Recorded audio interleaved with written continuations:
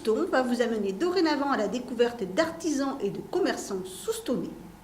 Aujourd'hui, nous débutons notre série de reportages avec l'entreprise de peinture Souston Décor qui joue le jeu du développement durable. À première vue, Souston Décor est une entreprise de peinture des plus classiques, à l'exception de son bâtiment moderne, mais surtout de sa nouvelle machine pour laver pinceaux et rouleaux plus économiques et écologiques. Donc il y a quelques mois, nous avons fait le choix d'investir dans une machine pour laver les rouleaux pour les peintures à l'eau. Cette machine a pour principe d'utiliser une certaine quantité d'eau qui lave les rouleaux. Cette eau sale va être filtrée et va être récupérée dans le bac d'en bas afin que cette quantité d'eau serve à plusieurs fois.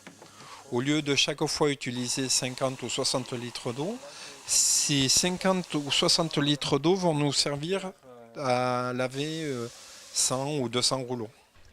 Grâce à une poudre à base végétale, la peinture diluée dans l'eau s'agglomère pour former de petites particules de peinture.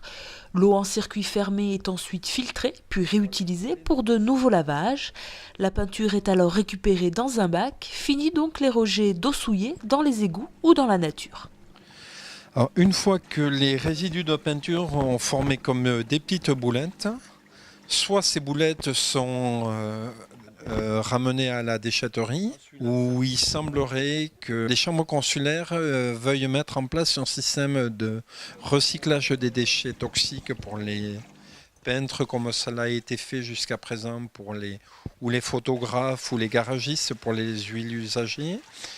Mais les chambres consulaires ont un peu de mal à mettre ce système en place, donc ces résidus, pour l'instant, iront dans les déchetteries. Mais bon, pour vous donner une idée, une centaine de lavages de rouleaux vont vous donner une boulette grande, allez, on va dire, même pas comme une boule de pétanque, la moitié même. Donc c'est vraiment infime à rejeter, quoi. La machine n'est pas nouvelle, elle existe sur le marché depuis quelques années, mais son coût peut être dissuasif pour certaines entreprises et notamment les plus petites.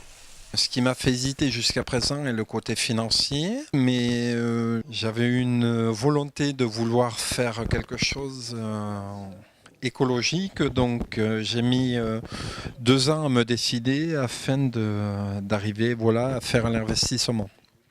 Peintre de père en fils depuis 4 générations, Denis Castès connaît bien son métier et n'hésite pas à innover et miser sur le développement durable.